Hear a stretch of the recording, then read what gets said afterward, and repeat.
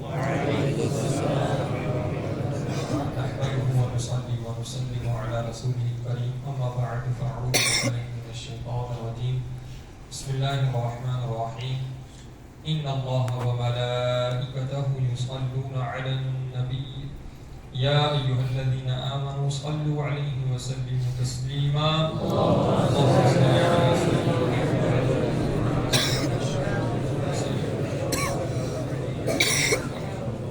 صلاة وسلام عليك رسول الله صلی اللہ تعالی علیہ وسلم.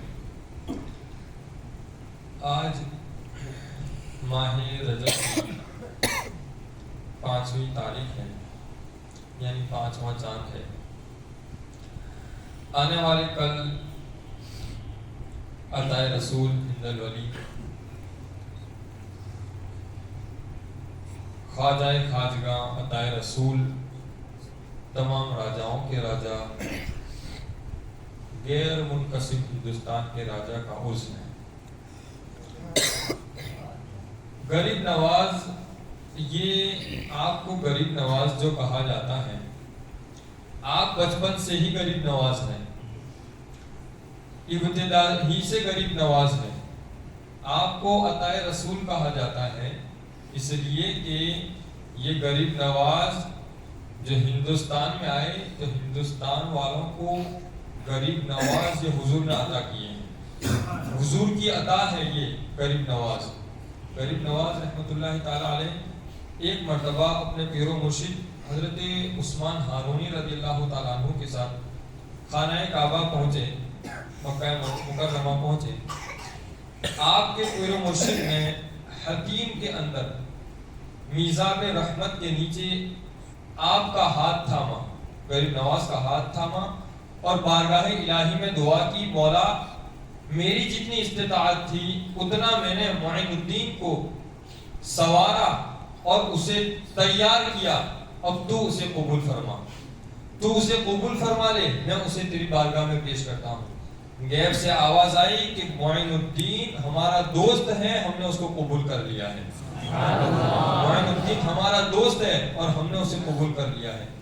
بارگاہ رسالت میں اس کے بعد حاضر ہوئے، مدینہ منورہ پہنچے اور آپ کے پیر و مرشد خواجہ عثمان ہارونی نے ارشاد فرمایا کہ حضور کو سلام پیش کرو، حضور کی بارگاہ میں سلام کرو.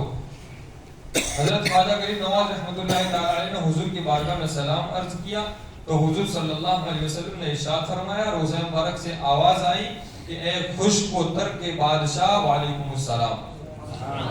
یعنی اے خشک و تر یعنی دریاؤں اور جنگلوں کے بھی بادشاہ ہو تم تو. ایک مرتبہ دوسری یہ غریب نواز رحمۃ اللہ تعالی علیہ اپنے پیر و مرشد کے ساتھ وہاں پر حاضری دی. جب حضور کے روزے سے یہ آواز آئی تو آپ کے پیر و مرشد نے فرمایا کہ اے معین الدین اب تمہارا کام ہو گیا ہے، اب تم کامل اور مکمل ہو گئے ہو.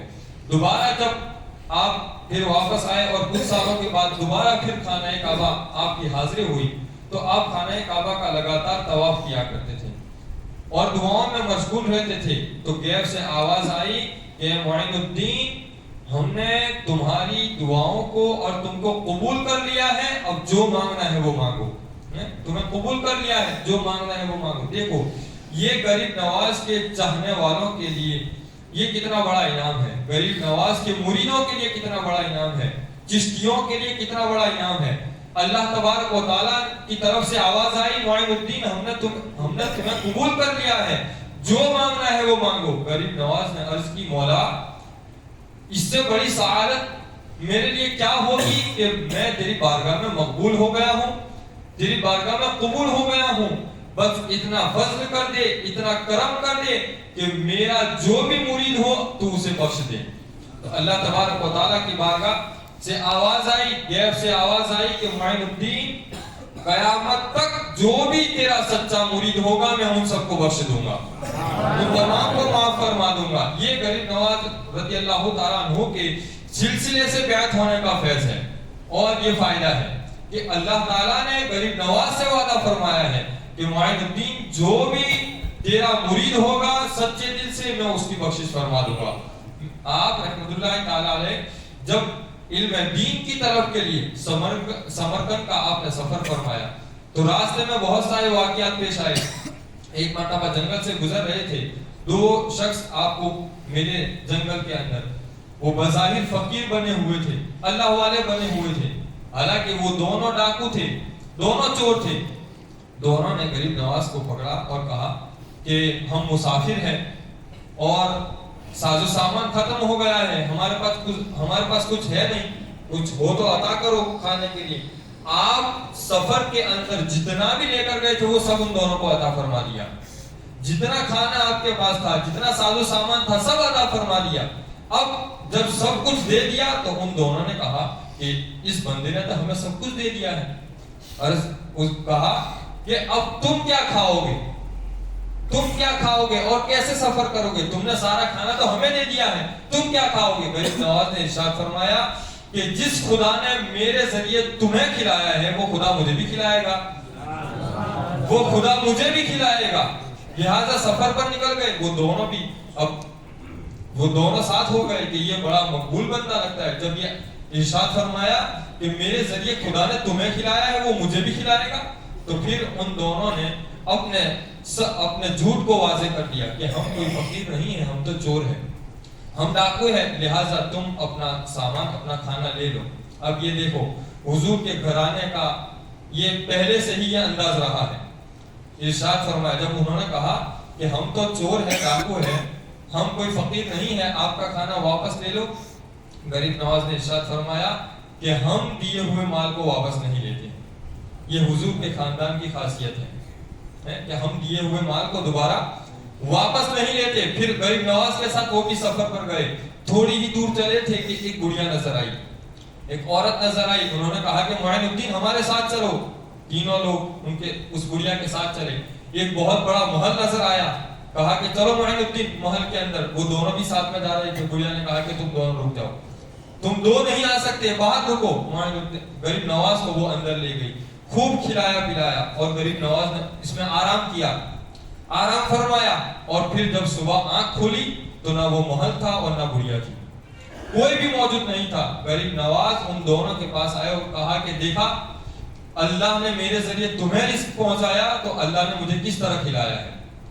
وہ گڑیا اللہ کی طرف سے آئی ہوئی تھی, ابھی وہ محل بھی نظر نہیں آ رہا, وہ گڑیا بھی نظر نہیں آ رہی. دیکھو میں نے تمہیں اپنا کھانا دے دیا, اللہ نے مجھے کھلایا بھی ہے اور میں نے آرام بھی کر لیا ہے. پھر آپ سفر پر روانہ ہو گئے. یہ غریب نواز رحمت اللہ تعالی علیہ کی سفر کے اندر بے شمار کرامات آپ نے دکھائی, کرامات بھی دکھائی سفر کے اندر. یہ دوران سفر کہیں گئے تو کسی کو کلمہ پڑھا دیا. آپ دلی سے اجمیر آئے تو دلی سے اجمیر آنے کے دوران کتنے لوگوں کو ہدایت کی راہ دکھا دی, کتنے لوگوں کو مسلمان بنا دیا. میں نے کہا کہ بچپن سے ہی غریب نواز ہے. آپ جب اپنے ہم عمروں کے ساتھ, ہم جولیوں کے ساتھ کھیلا کرتے تھے نا, چھوٹے بچوں کو اپنے گھر لے جا کر کھانا کھلایا کرتے تھے. چھوٹے بچوں کو گھر لے جا کر کھانا کھلایا کرتے تھے. یعنی بچپن سے ہی آپ غریب نواز ہیں, بچپن سے ہی غریب نوازی کیا کرتے ہیں. ہر مرید کو اپنے پیر پر ناز ہوتا ہے, لیکن غریب نواز وہ مرید ہے کہ جن کے پیر کو اپنے مرید کے اوپر ناز ہے. آپ کے پیر و مرشد خواجہ عثمان ہارونی رضی اللہ تعالیٰ عنہ فرماتے ہیں کہ معین الدین یہ اللہ کا دوست ہے. معین الدین ہمارا مرید اللہ کا دوست ہے اور مجھے اپنے اس مرید کے اوپر فخر ہے, مجھے اس مرید کے اوپر ناز ہے. تو آنے والا دن جو ہے وہ غریب نواز رحمۃ اللہ تعالیٰ علیہ کی چھٹی شریف کا دن بھی ہے. تو اس کے اندر خوب تلاوت قرآن کرے, نمازیں پڑھے, قرآن خوانی کرے, ذکر و اذکار کرے, درود پاک کی محفل سجائیں اور آپ کی بارگاہ میں خراج عقیدت پیش کرے. اللہ تعالیٰ ہم تمام کو آپ کی سچی پکی محبت عطا فرمائے اور آپ کی سیرت پر چل کر زندگی بسر کرنے کی توفیق عطا فرمائے. السلام علیکم ورحمۃ اللہ وبرکاتہ.